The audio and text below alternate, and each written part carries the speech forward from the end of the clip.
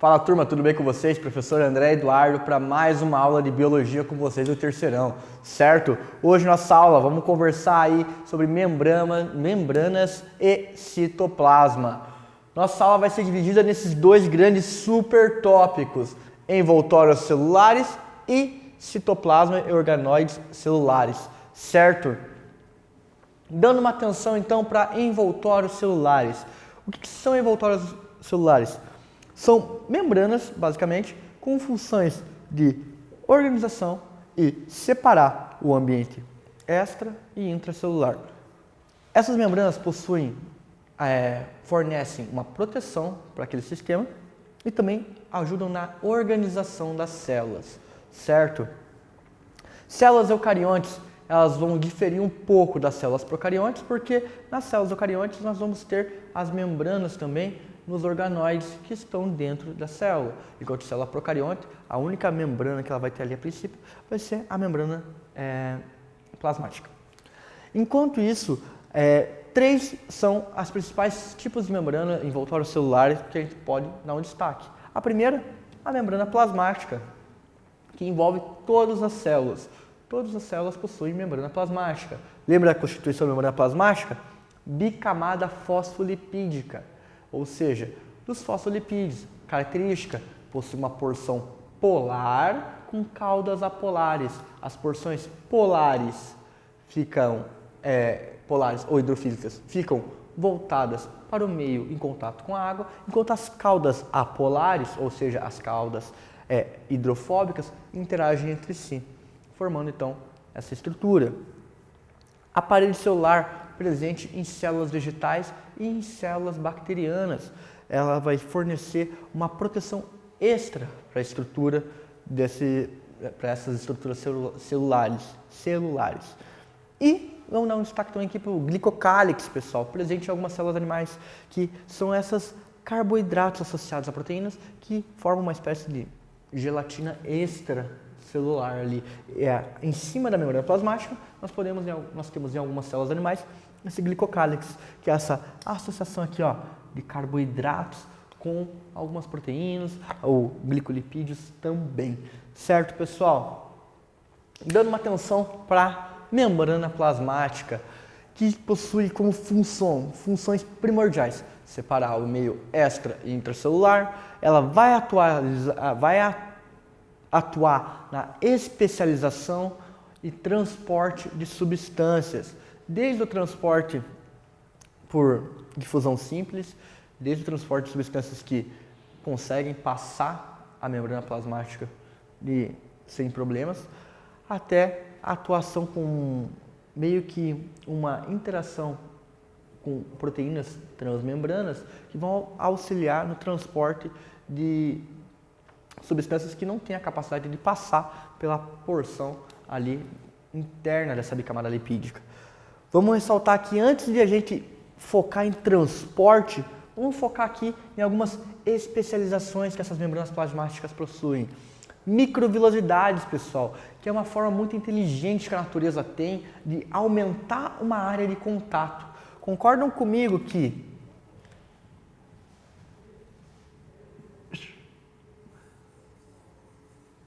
B possui uma maior área de contato do que A? Então é uma maneira muito inteligente. Essas microvilosidades são especiações da membrana plasmática com o intuito de aumentar a área de contato, muito presente no lúmen, nas células do lúmen intestinal, para absorção de nutrientes. Nós temos aqui outras especiações: zona de oclusão, zona de adesão, desmossomo, junção comunicante, que são todas especiações com o intuito de fornecer uma melhor aderência, certo, pessoal? De acordo com o tecido, você vai ter um tipo de especiação de adesão e aí, conforme o tecido muda, pode mudar também essa especiação. Imagine que, dependendo do tecido, possui tecido ainda mais ali, por exemplo, zona de oclusão, que é muito comum em célula também do epitélio do lúmen intestinal. Fornecer uma grande fixação entre as células ali e que o nutriente ele passe pelas microvelocidades, certo? Não adentre pelo espaço intercelular. Então essas especiações são de caráter fundamental, de grande importância, para uma grande aderência das células umas às outras e em tecidos subjacentes, certo? Transporte de substâncias. Comentei com vocês, lembra lá de osmose? Um ambiente que possui uma maior quantidade de reagente tende a ir para o ambiente que está com menos quantidade daquele determinado eletrólito ou determinada substância, de maneira geral. Então, na membrana plasmática, a gente vai ter sempre a difusão simples, que é o transporte do meio com maior quantidade para menor quantidade, de maior, um ambiente mais saturado para um ambiente menos saturado, através da difusão simples, que nada mais nada menos do que a molécula passar pela membrana plasmática, ela possui essa capacidade de passar pela membrana plasmática. Outras formas de ocorrer esse transporte de difusão é a difusão facilitada. A molécula por si só, ela não consegue passar sozinha pela bicamada lipídica. Porém, ela possui mecanismos, proteínas que auxiliam ela nesse transporte. Então, por isso que é uma difusão facilitada, porque uma proteína faz o meio de campo ali para ela, digamos assim. Temos os canais iônicos, que, como o próprio nome já diz, fundamentais para o transporte de íons do meio extracelular para intracelular, ou vice-versa. E também nós temos a proteína transportadora, que pode ser uma antiporte, uma simporte, que são proteínas que vão se associar àquele determinado molécula que quer ser transportada e vão facilitar esse transporte. Outro tipo de transporte muito importante, pessoal, transporte ativo. E o que tem de diferença do transporte ativo para o transporte da difusão facilitada ou a difusão simples? Que no transporte ativo, além da proteína, nós vamos ter um gasto de energia para esse transporte, realizar esse transporte.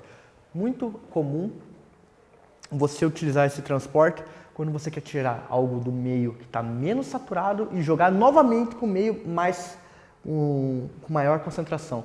O meio menos concentrado para o meio mais concentrado.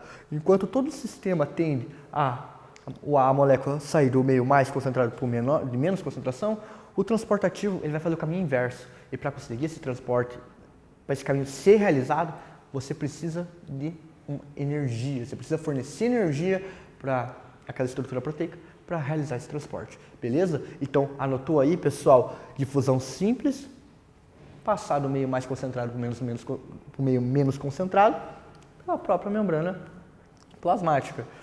Difusão facilitada tem um transporte, seja um canal iônico, seja uma proteína transportadora, simporte, antiporte, que vai facilitar esse transporte entre a membrana plasmática.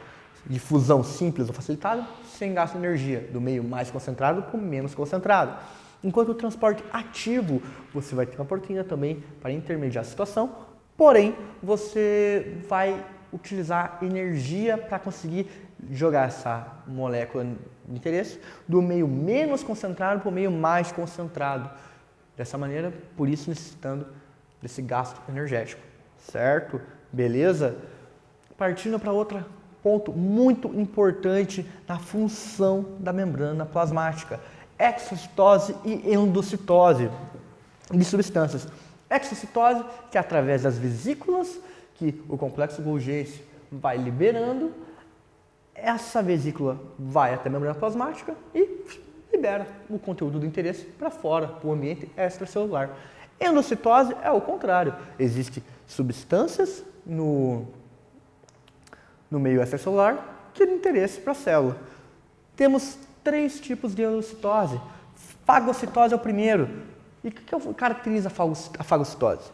Nós temos lá a membrana e nós temos a emissão de pseudópodes. Macrófago usa muito fagocitose para captação ainda, principalmente de partícula sólida, ali, uma partícula que não deveria estar ali, digamos assim, algum invasor. O macrófago, ele, como é uma linha de defesa, ele acaba fagocitando essas questões. Curiosidade, a tatuagem que você tem, por exemplo, se você pretende fazer, a tinta fixa ali, dado a fagocitose da tinta pelo macrófago. O macrófago ele fagocita aquela tinta e fica ali naquele ambiente pro resto da sua vida. Então, pessoal, fagocitose, existe a emissão de pseudópodes, e que vai englobar aquela partícula estranha e enviar para o ambiente intracelular. Outro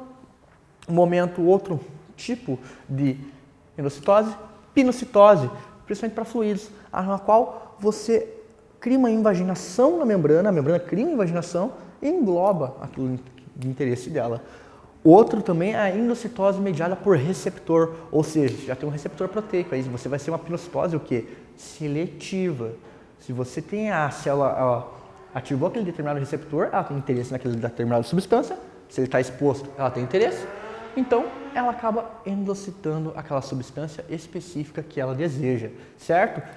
Reafirmando, exocitose, liberação por meio de vesículas, através da membrana plasmática, de alguma substância, principalmente resíduo do metabolismo, ou alguma síntese de alguma proteína, que deve ser enviada por meio extracelular, independente. Complexo Golgi, muito importante nisso, hein? Acaba enviando essas vesículas para a membrana plasmática e dispersando essas substâncias.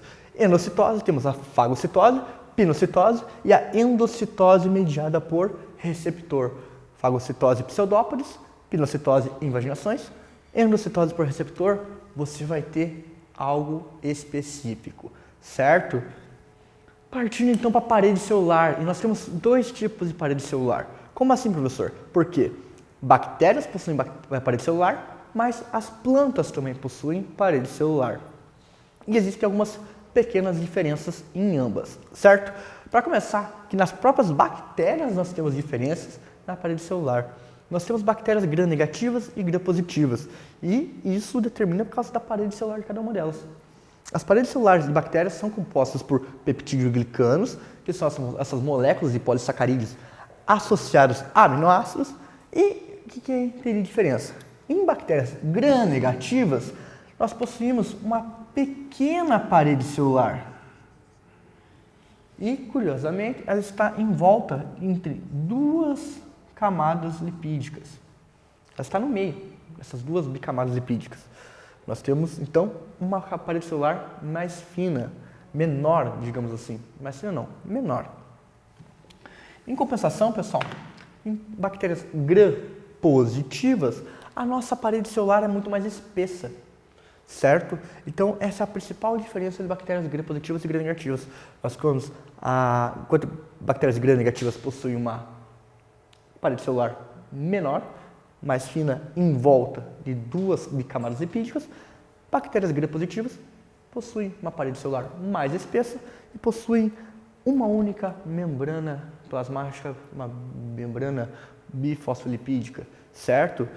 Gram-negativa, gram-positiva. Beleza? E a parede celular vegetal? A parede celular vegetal ela é composta já por outras questões, pessoal. Por hemicelulose, ela possui muitas glicoproteínas, elas possuem uma diversidade de carboidratos complexos ali que vão formar esse emaranhado que é responsável pela estrutura. Muito importante, vai ter muita questão da celulose ali, fibrilas de celulose que são basicamente glucose ligada a glucose, polissacarídeos de glucose por ligações beta. Temos também a hemicelulose ali, pessoal. Por isso que é muito comum essa estrutura ser rígida, difícil de digestão. Nós seres humanos não conseguimos digerir essa estrutura, certo? Então, parede celular de plantas vai diferir principalmente das bactérias na questão de composição, celulose, hemicelulose. Nós vamos ter uma estrutura que vai fornecer uma rigidez muito importante para a proteção dessas células vegetais. Beleza? E quando a gente vai falar de citoplasma, pessoal, citoplasma e organóides celulares. Células procariotas e células eucariotas. O que tem de diferente no citoplasma de cada uma? Em procariontes, a gente tem um citoplasma gelatinoso sem organóides membranosos. Lembra que a gente falou? Em compensação, em células eucariotas, a gente tem o citoplasma é a parte mais abundante ali, que vai preencher o espaço entre o núcleo e a membrana plasmática. E ele é repleto de organóides que possuem membranas também, certo? O único organóide em células procariotas são os ribossomos, enquanto nas células eucariotas nós temos uma diversidade que nós já vamos verificar. Enquanto células procariotas não possuem núcleo, o cromossomo ali bacteriano ele vai ficar no citoplasma de maneira aberta ali, sem envoltório, e vai ter a presença de plasmídeos, que são pequenos círculos de DNA, material genético, muito importantes para a pesquisa de maneira geral, pessoal. Em compensação, células eucariotas possuem envoltório nuclear e ela possui também diferenças bem interessantes que devem ser ressaltadas entre as células eucariotas de animais e células eucariotas vegetais. Vale também ressaltar aqui o citoesqueleto, que a gente vai comentar agora. O citoesqueleto ele possui uma função muito importante de fornecer uma estrutura para a célula de maneira geral, pessoal. No citoesqueleto nós temos os microfilamentos, que são filamentos de actina, abaixo da membrana plasmática, ali, conferindo consistência firme da camada periférica do citoplasma, e também o filamento de actina, associado ao filamento de miosina, vai ser responsável por até a emissão de pseudópodos. Então, muito importante para a movimentação de algumas células. Microtúbulos, pessoal, formados por proteínas de origem no centrossomo das células animais. Em células vegetais possuem outros pontos de produção e o microtúbulo também, essas proteínas, elas podem ser feitas e refeitas, feitas e desfeitas a todo momento, entendeu? Não é algo estático. O que vai diferir tanto o microfilamento como microtúbulos não são estáticos. O que vai diferir então dos filamentos intermediários, que são estruturas proteicas estáticas, que não participam dos movimentos celulares e fornecem uma sustentação à membrana plasmática, certo? Ainda mais em locais onde há contato com outras células. Esses filamentos intermediários são muito importantes para aquelas especiações, para fornecer e ajudar na adesão das células, fornecer essa estrutura para a célula e para a membrana plasmática. Beleza, pessoal? Dando agora um foco especial para as organoides celulares. Temos aqui uma célula animal, vamos escrever aqui. Esse lado aqui, uma célula animal, pessoal. E aqui uma célula vegetal.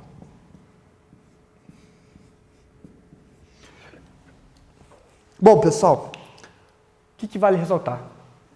Animal, vegetal, eucarioto. Por quê? Temos organoides, temos o núcleo, um núcleo organizado. E o que vai diferir uma célula animal de uma célula vegetal? A célula vegetal vai ter o que mesmo? Parede celular, isso mesmo. Além disso, ela vai ter cloroplasto. O cloroplasto vai ser o organoide responsável pela fotossíntese, que é fundamental para as células vegetais e para as plantas de maneira geral. Temos na célula vegetal o vacúolo, que ele vai armazenar pigmentação, látex, de maneira geral, independendo do tipo de célula vegetal. Em células animais, nós vamos ter ambas as células, na realidade, vamos ter muitos organoides parecidos e vai alterar a função de cada um de acordo com o tipo de célula, seja animal, seja vegetal. Focando aqui, pessoal, vamos pegar aqui o centríolo. O centríolo ele vai ter aqueles microtúbulos ali que vão ser responsáveis por ajudar na separação dos cromossomos durante a mitose ou meiose, certo? Retículo endoplasmático. Retículo endoplasmático dividido em duas partes. Lembra comigo? Retículo endoplasmático rugoso e retículo endoplasmático liso. Retículo endoplasmático liso, pessoal, fundamental para a produção, auxiliar na produção de fosfolipídios, de esteroides, enquanto que o retículo endoplasmático rugoso, ele recebe esse nome porque ele possui alguns ribossomos, ele possui ribossomos na sua estrutura. Então, ele está muito associado à especiação e auxiliar a síntese de proteínas. A partir do momento que passa pelo retículo endoplasmático rugoso, é encaminhado para o complexo de Golgi, que vai fazer o que mesmo? Aquelas liberações. O complexo de Golgi ele vai formar as vesículas responsáveis por levar essas proteínas para serem proteínas que vão atuar na bicamada lipídica, ou proteínas que vão ser excretadas da célula para atuar no ambiente extracelular, entre outros. Vale ressaltar também, pessoal, o lisossomo, que são vesículas que possuem enzimas que são fundamentais para a digestão celular. Além disso, nós temos a mitocôndria, uma organela fundamental, tanto na célula animal como na célula vegetal, porque todo o metabolismo energético acontece na mitocôndria, pessoal. A mitocôndria vai possuir uma dupla camada lipídica, vai possuir que as reações, as reações metabólicas, de maneira geral, vão estar atuando tanto no interior dela quanto na parte entre as camadas que ela possui. Mitocôndria é uma organela fundamental para a existência da vida e para nós, como nós conhecemos, e ela desempenha um papel ímpar no metabolismo celular, pessoal. É como se fosse a fábrica energética da célula, certo? O núcleo, por si só, vai estar concentrando todo o material genético para futuros processos que vão ser estudados em próximas aulas. Certo, pessoal? Atividade para casa para vocês, página 596, 597, 598 e 599, certo? Excelente estudo para vocês, grande abraço, tudo melhor para vocês sempre. Valeu!